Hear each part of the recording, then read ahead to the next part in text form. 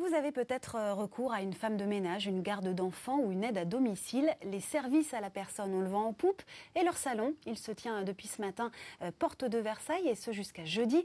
On va en parler avec vous, Alain Bosetti. Bonjour. Bonjour. Vous êtes le président de ce salon. Alors le secteur emploie près de 2 millions de salariés et il recrute. Je vous propose de regarder le reportage de Frédéric Ovas et Yoann Dorion. Iris part à la crèche avec son papa et c'est Jacqueline qui prend soin de la maison. Depuis 3 ans, cette employée intervient 5 heures par semaine dans cette famille. Ménage, repassage. Elle travaille aussi chez d'autres employeurs. Au total, 26 heures par semaine pour 1 200 €. Le chômage, Jacqueline ne connaît pas. Donc j'étais obligée de démissionner pour suivre mon mari sur Paris. Et j'ai pas chômé.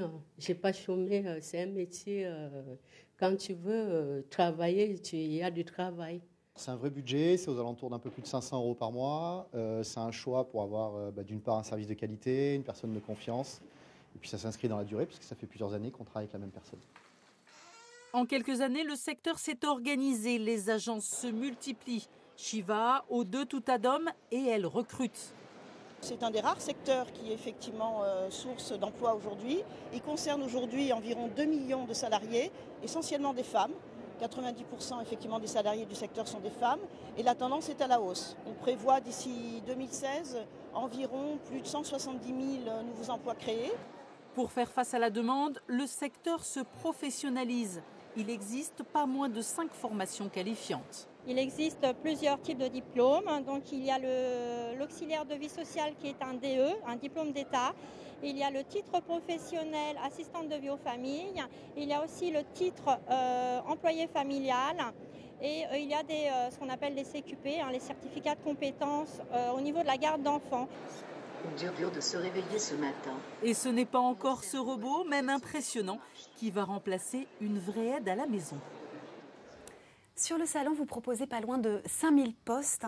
C'est dire si le secteur a besoin de main-d'œuvre. Comment vous l'expliquez? C'est dû au vieillissement de la population notamment? Le vieillissement de la population d'une part, les jeunes parents qui en France, on a un taux de natalité qui reste, et puis globalement, tout le monde souhaite avoir plus de facilité d'aide à domicile. Donc il y a 2 millions de salariés, comme Marie-Pierre Doré le disait. Et, beaucoup de femmes, essentiellement. Et ce qui est à noter également, c'est qu'on a besoin de rajeunir les intervenants, puisque les intervenants, donc les femmes de ménage, bricoleurs, les jeunes, profs, ça les attire pas? C'est un secteur qui souffre d'une image héritée du passé.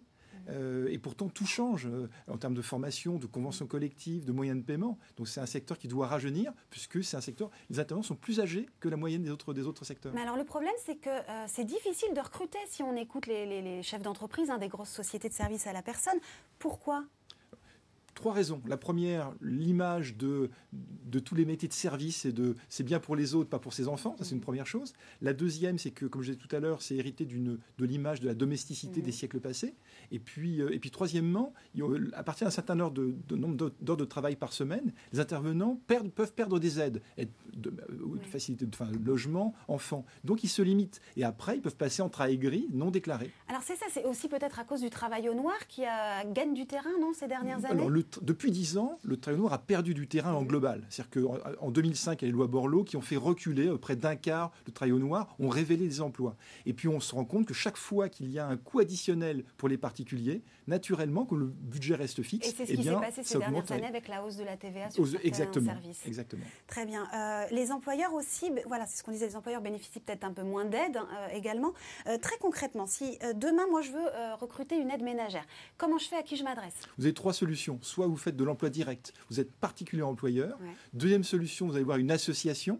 Troisième solution, une entreprise, ça y est, à la personne. Et les 3 sont possibles. Aujourd'hui, l'emploi direct est encore dominant. Combien ça va me coûter? Vous avez un ordre de prix En fait, ça va dépendre du soutien scolaire, un auxiliaire de vie, une femme de ménage. Ce qu'il faut surtout voir, c'est les déductions. Vous pouvez déduire jusqu'à 12 000 € par an. Il faut savoir qu'en moyenne, un ménage français, ça lui coûte 2 400 € par an. D'accord. Donc vous voyez, on est très loin du plafond. À la fin, déduction faite. Exactement, le budget global. Et ça veut dire également que les services à la personne, ce ne sont pas pour des privilégiés, c'est pour tout le monde. C'est pour les jeunes parents, les familles monoparentales, les seniors, c'est absolument tout le monde. Ça casse l'image de ce service pour des privilégiés. Et on peut payer facilement avec le fameux avec le CESU, chèque emploi service universel. Eh bien, toutes ces infos, vous pouvez bien sûr les retrouver sur le salon qui se tient à la porte de Versailles jusqu'à jeudi. Merci avec une nocturne ce soir jusqu'à 20h. Eh bien, c'est noté. Merci à la Mosetti d'avoir répondu à nos questions.